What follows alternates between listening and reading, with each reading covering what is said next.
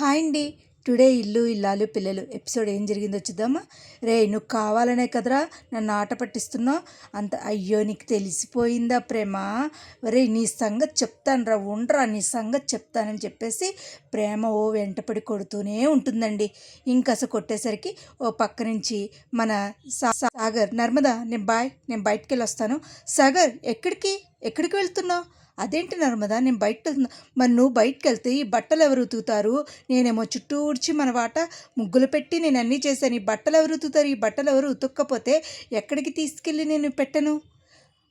పోలే నేను ఓ పని చేస్తాను, నేను ఉతకాలా అంటే లేదు కదా సాగర్, నేను ఉద్యోగం మానేసి బట్టలు ఉతుక్కుంటాను.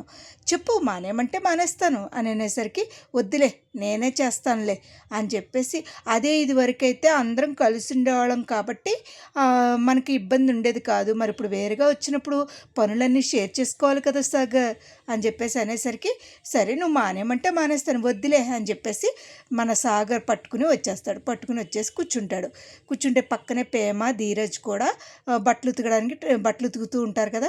వాళ్ళ అన్నయ్య వచ్చి ఏమీ మాట్లాడు సాగర్ ఏమీ మాట్లాడకుండా, రే అన్నయ్య ఏంట్రా బట్టలు ఉతుకుతున్నావు?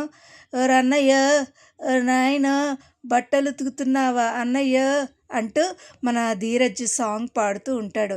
ఏంట్రా ఎలా ఉండేవాడురా నువ్వు, ఎలా అయిపోయావురా, అసలు స్పెట్స్ పెట్టుకుని ఒక రకంగా ఉండేవాడు, ఇవాళ బట్టలు ఉతుకుతున్నావా? ఇవన్నీ తెలియదు కదరా, లేకపోతే నువ్వు అసలు ఉమ్మడి కుటుంబంలోంచి వేరే కాపురం అన్నయ్య చూస్తున్నావా ఎలా ఉందో, వేరే కాపురం ఇలాగే ఉంటుందా అన్నయ్య అంటే, ఒరే నా జోలికి నువ్వు రాకు, నీ పని నువ్వు చూసుకో, లేదంటే ఊరుకునేదే లేదు అని చెప్పేసి తిడుతూ ఉంటాడు. తిట్టేసరికి అరే అన్నయ్య అది కాదురా, నీకు అర్థం కావట్లేదురా, వేరే కాపురం అంటే ఇలాగే ఉంటుంది, ఇది మీ అన్నయ్యకి తెలియట్లేదు ధీరజ్, మీ అన్నయ్యకి తెలిస్తే ఇలా చెయ్యడు కదా అని చెప్పేసి, అరే నువ్వు నా జోలికి రాకు అంటాడు. ఈ లోపల నర్మద వచ్చి అనేసరికి ఇంక కోపం వచ్చి వెళ్ళిపోతాడు. తెలుస్తుంది వదిన, మీ అన్నయ్యకి ఏమీ తెలియదు సాగర్, అన్నీ తెలుస్తాయి వదిన, కంగారు పడకూడదు అంటాడు. ఈ లోపల మన సాగర్ అత్తగారింటికి వస్తాడు, మాంగారితో మాట్లాడతాడు. ఈ కథ అంతా నడిపేది మాంగారే కాబట్టి, అదేంటి ధీరజ్ అలా ఉన్నావు సాగర్ అంటే, అది కాదు మావయ్య, మీ అమ్మాయి చేసే పని ఏది నచ్చట్లా. కాదల్లుడు నువ్వు ఆ ఇంట్లోంచి అసలు రాకు, ఏంటే చిల్లి గవ్వ కూడా ఇవ్వడు మీ నాన్న, అది నీకు అర్థమవుతుందా అంటే, నాకు అర్థమవుతుంది మావయ్య, కానీ మీ అమ్మాయి చేసే పనులు ఏమీ నాకు అర్థం కావట్లేదు మావయ్య, మా అమ్మాయి ఏం చేసింది అల్లుడు, అది మీ అమ్మాయిని అడగండి మావయ్య అని అనేసరికి ఇంకేం మాట్లాడకుండా స్టన్ అయిపోయి అలా చూస్తూ ఉంటాడు. ఈ లోపల మన నర్మద నర్మద వచ్చి, ఏంటి అమ్మా, ఏంటి ఇప్పుడే వచ్చావా, అడగండి మావయ్య గారు, మీ అమ్మాయిని అడగండి, ఏంటమ్మా మీ అల్లుడికి అసలు ఏమీ తెలియట్లేదమ్మా, అసలు ఏం జరుగుతుంది ఏంటి తెలియట్లేదు నాన్న అని అంటే, ఏం చేశాడు అల్లుడు, మంచిగా హ్యాపీగా ఉండాలనుకుంటున్నాడు, అది తప్ప ఇలాగే ఉంటుంది మావయ్య, మీరు మీ అమ్మాయికి చెప్పుకుంటారో మానేసుకుంటారో అది మీ ఇష్టం మావయ్య, ఇక నేను చెప్పేదైతే ఏమీ లేదు మావయ్య, మీ ఇష్టం, మీ అమ్మాయికి మీరేం అదేంటి నర్మదా, మీరు సంతోషంగా ఉండాలి, మీ ఇద్దరు గవర్నమెంట్ ఎంప్లాయీస్ బయటకు వచ్చి సంతోషంగా ఉండాలి, బయటికి ఇంటి రావడం ఏంటి నాన్న, మేము మా మావయ్య గారు ఉమ్మడి కుటుంబంలో ఉండాలనుకుంటున్నారు, అది తప్ప నాన్న, మీకు అలా అనిపిస్తుందా?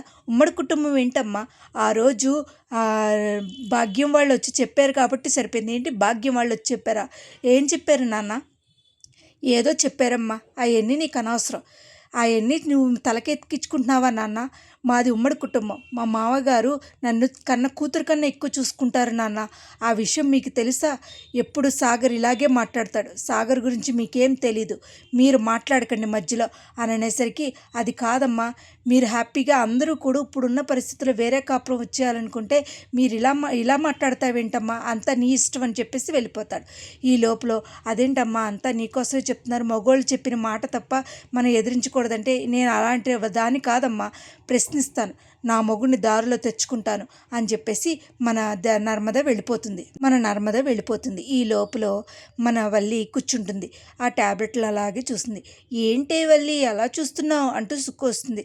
ఈ ట్యాబ్లెట్లు నాకు ఇచ్చావు కదే నువ్వు అని అనేసరికి, నేను అందగత్తినని నీకు ఇది కదే, ఎలక ముందు ఆహారం చేయకు, ఎలక అందం చూసంటే పిల్లి ఏడ్చిందంట అన్నట్టుంది నీ పరిస్థితి, నిన్ను చూసి నేను ఏడవడం ఏంటి, అయినా ఈ ట్యాబ్లెట్లు ఏం చేయాలనుకుంటున్నావు ఎక్కడనో ఇలా తీసి ఇలా కిటికీలోంచి వదిలేయాలి అన్న మాట విన్న మన ప్రేమ, వల్లక్క వల్లక్క ఏంటి ఏదో కిటికీలోంచి పాడేయాలని ఏంటో అంటున్నావు. ఆహా అది కాదు వల్లి, ట్యాబ్లెట్లు ఎలా వేసుకోవాలి, ఇసునికర్ర ఏ గాలి ఇవ్వట్లేదంటే కిటికీ తీసుకో గాలేస్తుంది అని అంటున్నాను ప్రేమ అని అనేసరికి, అది చెల్లి సెలాయ్ ఎందుకు వచ్చా సెలాయ్ అంటే, అది కాదు ఏంటి ఆ చేతిలో ఏముంది, ఆహా ఏం లేదు అదిగో బల్లి ప్రేమ బల్లి ఎదుగో అనేది ఈ లోపల ఆ నోట్లో కాస్త మన సుక్కు నోట్లో వేసేస్తుంది ట్యాబ్లెట్లు. వేసేసరికి ఇదిగో చూసావా ఇందాక ప్రేమ సుక్కు చేతులు ఏవో ఉన్నాయన్నావు, ఏమీ లేవు చూసావా అని అనేసరికి చేతుల్లో ఏమీ ఉండవు, నోట్లో మట్టుకే ఉంటాయి. అదేంటి ఇప్పుడు వరకు నోరు బాగానే ఉందే ఏమైంది అనేసరికి కరెక్ట్గా వల్లి ఇలా దెబ్బ కొట్టేసరికి దిగిపోతుంది అంటూ మన సుక్కు అంటుంది. ఇంతకీ సరే అయితే ఏదో తేడాగా ఉంది, అది నాకు తెలియాలి, నీ సంగతి చెప్తాను వల్లక్క అని చెప్పేసి వెళ్ళిపోతుంది. ఈ ఏమే నీ వల్ల ఈ మింగితే నా ప్రాణానికే వచ్చేటట్టుందే, నీ కడుపు నా ప్రాణానికి వచ్చి చరిత్రలో నిలిచిపోదు గానిలే అంటుంది. ఇక్కడికి కథ జరిగితే మన భాగ్యం వాళ్ళు హ్యాపీగా ఉన్నారనుకుంటున్నారు. ఎలా అయితే నర్మద జీవితం నాశనం అవ్వాలనుకున్నామో అలాగే అయ్యిందే.